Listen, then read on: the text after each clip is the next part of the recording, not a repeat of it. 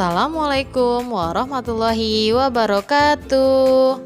Halo teman-teman, gimana kabarnya hari ini? Semoga teman-teman selalu dalam keadaan sehat, selalu dalam lindungan Allah, dan yang terpenting semangatnya jangan sampai kendor. Teman-teman, sebelum belajar jangan lupa kita baca doa dulu ya. Setelah baca doa, sebelum masuk materi pembelajarannya, apa yang harus kita lakukan? Ya, benar sekali, melihat tujuan pembelajaran. Sekarang, kita lihat yuk tujuan pembelajaran kita kali ini apa saja sih? Nah, teman-teman, di tema 3F, subtema 3 ini, ternyata tujuan pembelajarannya ada 4 poin loh. Poin yang pertama, teman-teman dapat mengetahui manfaat energi surya. Poin yang kedua, teman-teman dapat mengetahui ragam energi alternatif. Poin yang ketiga, teman-teman dapat mengetahui kewajiban terhadap sumber energi alternatif. Sepertinya yang ini tidak jauh berbeda dengan kewajiban kita terhadap energi yang kita gunakan. Kemudian poin yang terakhir, teman-teman dapat menyelesaikan soal penjumlahan jam. Semoga dengan adanya tujuan pembelajaran ini, teman-teman lebih dapat memahami materi yang disampaikan melalui video pembelajaran kita kali ini. Semangat terus teman-teman, soleh dan solehaku. Teman-teman masih ingatkah tentang energi matahari? Ya, energi matahari menghasilkan energi panas dan energi cahaya. Energi panasnya bisa kita gunakan untuk menjemur pakaian, untuk menjemur bahan makanan seperti beras, garam, kerupuk, dan ikan asin. Nah, selain itu, energi panas matahari bisa kita gunakan sebagai sumber energi listrik. Gimana sih caranya? Caranya, panas matahari diserap menggunakan alat yang disebut panel surya. Nah, panel surya ini berfungsi untuk membangkitkan energi listrik atau sebagai pemanas. Jadi, panas matahari yang diserap kemudian diolah menjadi energi listrik dan disalurkan ke warga-warga sekitar, teman-teman. Pemanfaatan ini disebut dengan pemanfaatan aktif. Maksudnya, menggunakan alat untuk menghasilkan energi yang lain. Sedangkan untuk menjemur, baik menjemur pakaian dan menjemur bahan makanan, itu dinamakan pemanfaatan tidak aktif karena tidak menggunakan alat. Jadi langsung di bawah sinar matahari, teman-teman. Selain sinar matahari yang diserap menggunakan panel surya menghasilkan energi listrik, ada beberapa energi alternatif lainnya, seperti air yang dapat digunakan sebagai pembangkit listrik tenaga air atau PLTA dan pembangkit listrik tenaga mikrohidro atau PLTMH. Sebenarnya, pembangkit listrik tenaga air atau PLTA dengan pembangkit listrik tenaga mikrohidro atau PLTMH tidak berbeda jauh, hanya saja PLTA untuk yang lebih besar, sedangkan PLTMH untuk yang lebih kecil. Biasanya PLTA itu berada di waduk, di laut, sedangkan PLTMH biasanya ada di sungai-sungai pedesaan, teman-teman. Alat-alat yang digunakan juga sama, tetapi ukurannya saja yang lebih besar untuk PLTA. Seperti yang di PLTA ada turbin dan generator. Kalau di PLTMH hanya menggunakan kincir air dan dinamo. Turbin dan kincir air itu sama, hanya beda ukuran saja. Generator dan dinamo juga sama untuk menghasilkan listrik, hanya ukurannya yang berbeda. Karena alat yang digunakan ukurannya berbeda jauh, maka hasil listrik yang dihasilkan pun berbeda teman-teman. Kalau PLTA bisa menghasilkan listrik dalam jumlah yang besar, sedangkan PLTMH hanya menghasilkan listrik dalam jumlah yang kecil atau tegangan yang kecil. Tapi ternyata PLTMH memiliki keunggulan. Keunggulannya lebih mudah dibuat dengan biaya yang sedikit. Sedangkan PLTA harus menggunakan biaya yang besar karena alat-alatnya yang besar dan mahal. Kalau tadi panas matahari dan aliran air di laut atau di sungai bisa menghasilkan energi listrik, energi alternatif yang lainnya adalah briket. Briket ini bisa digunakan sebagai pengganti gas LPG atau minyak tanah yang digunakan untuk Bunda memasak di rumah. Tapi briket ini lebih aman teman-teman karena terbuat dari bahan-bahan alami seperti sekam padi, jerami, sabut kelapa, serbuk gergaji, dan dedaunan kering yang sudah gugur.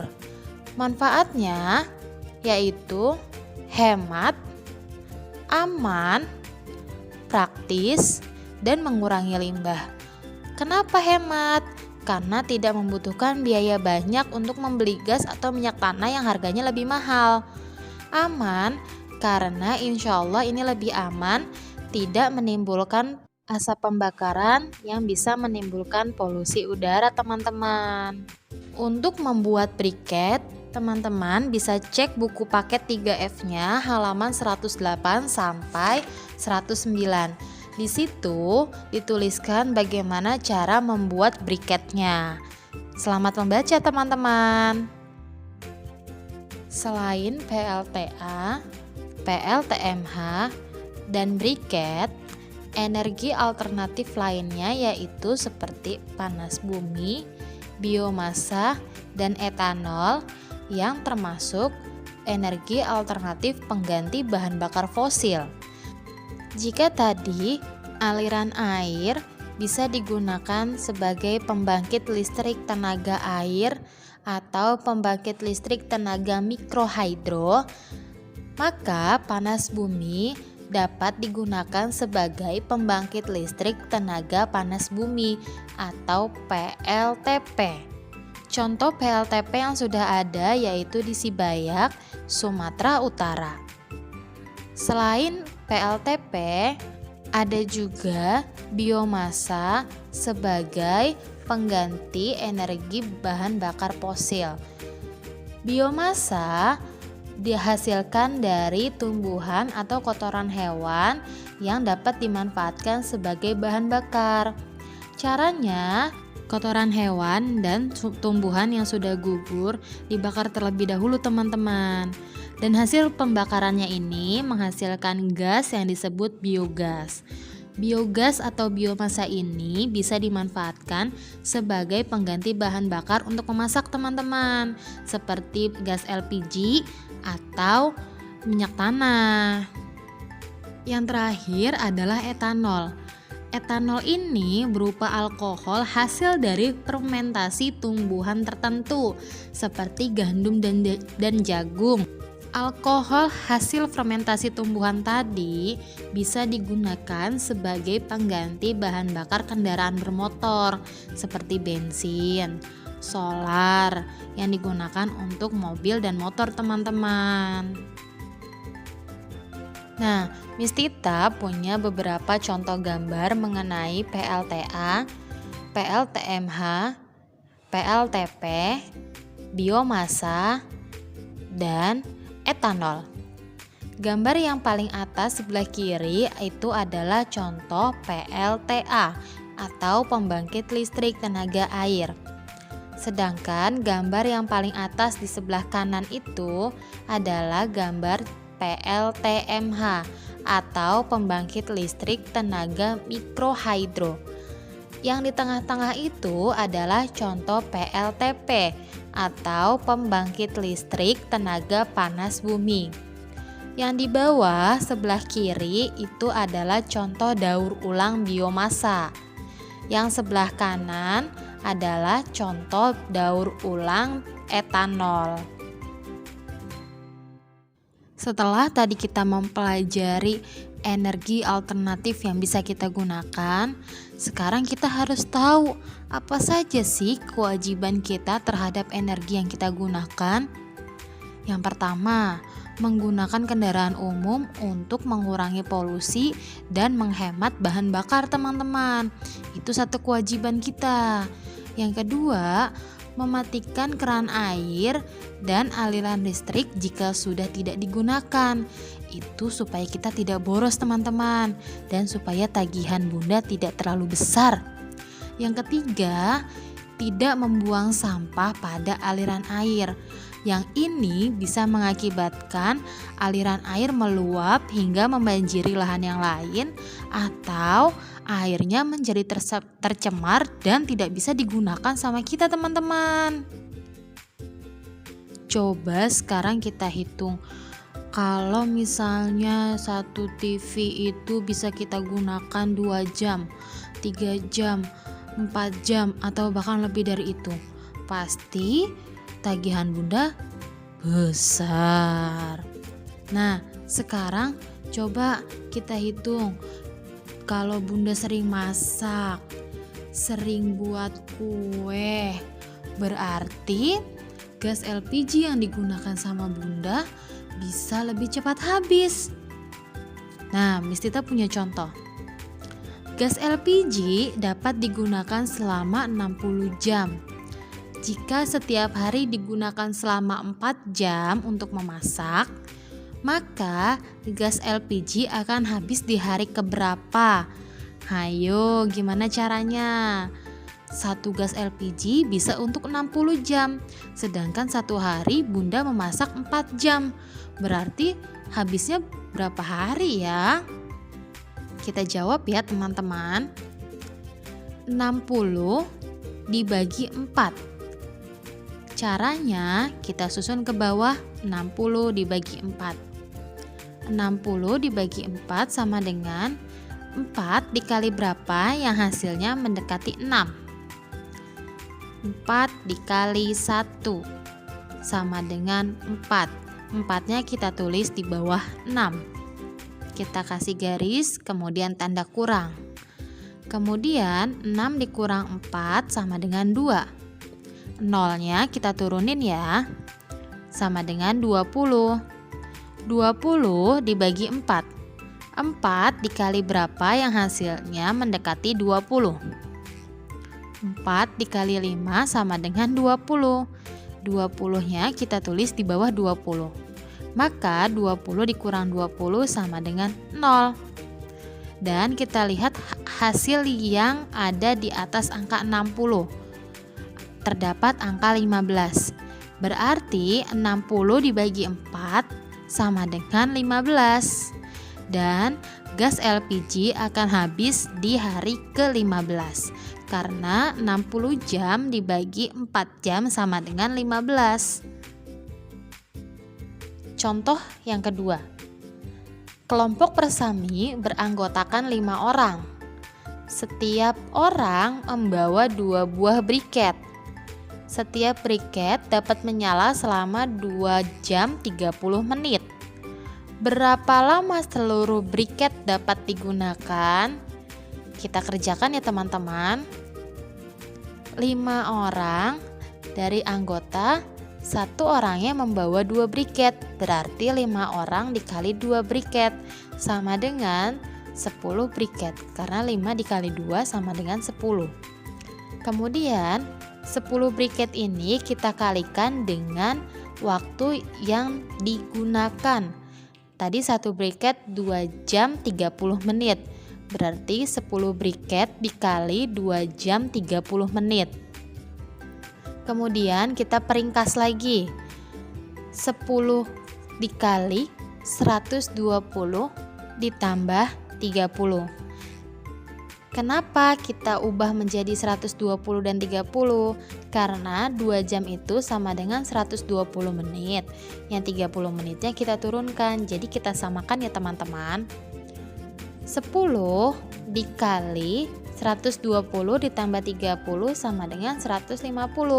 Maka 10 dikali 150. Hasilnya 1500 menit. Wah, banyak banget. 1500 menit itu berapa jam ya? Sekarang kita cari tahu. 1 jam sama dengan 60 menit. Itu yang harus teman-teman ingat. Berarti 1500 dibagi 60. Caranya kita buat susun ke bawah ya. Kita gunakan 3 angka karena pembaginya menggunakan 2 angka. 3 angkanya 150. 150. Kita bagi dengan 60. 150 dibagi 60. 60 dikali berapa yang hasilnya mendekati 150? Ya, 60 dikali 2 menghasilkan 120. 120-nya kita letakkan di bawah 150. Kita kasih garis, tidak lupa tanda kurang. 0 yang paling belakang kita turunin karena dia tidak ada temannya. 0 dikurang 0 sama dengan 0. 5 dikurang 2 sama dengan 3. 1 dikurang 1 sama dengan 0. 0 bagian depan tidak perlu ditulis. Maka hasilnya 300. Kemudian kita kerjakan lagi. 300 dibagi 60. 60 dikali berapa yang hasilnya 300? Ya, dikali 5. Kita tulis 5-nya di atas. 60 dikali 5 sama dengan 300. 300-nya kita letakkan di bawah 300. Jadi 300 dikurang 300 sama dengan 0. Maka 1500 dibagi 60 sama dengan 25. 1500 menit dibagi 60 menit sama dengan 25 jam. Maka seluruh briket dapat menyala selama 25 jam. Selamat datang di slide soal. Kali ini soal yang harus teman-teman kerjakan setelah menyaksikan video pembelajaran ada 4. Yang pertama, pemanfaatan energi surya menjadi energi listrik menggunakan alat apa namanya? Yang kedua, tuliskan cara pembuatan briket bioarang secara singkat. Jadi nulisnya singkat-singkat aja ya teman-teman, tidak perlu ditulis semua. Kemudian yang ketiga, tuliskan 3 energi alternatif pengganti bahan bakar fosil beserta manfaatnya. Jadi energi itu apa namanya? Bisa digunakan untuk apa gitu loh teman-teman. 3 ya. Kemudian yang keempat, kerjakan buku paket 3F halaman 111 bagian Ayo Berlatih nomor 1 sampai 4. Di situ berupa soal cerita. Jadi teman-teman harus membaca ceritanya dengan teliti dan tidak boleh terburu-buru dalam mengerjakan soalnya. Semangat teman-teman! Selesai deh video pembelajaran kita kali ini. Semoga dengan video pembelajaran ini teman-teman lebih paham materi yang kita bahas ya. Oh iya teman-teman, kalau ada yang mau ditanyakan, silahkan tanyakan langsung biar teman-teman lebih paham apa yang belum dipahami. Kurang lebihnya Miss mohon maaf. Tetap dengan protokol kesehatannya apapun yang teman-teman lakukan. Wassalamualaikum warahmatullahi wabarakatuh.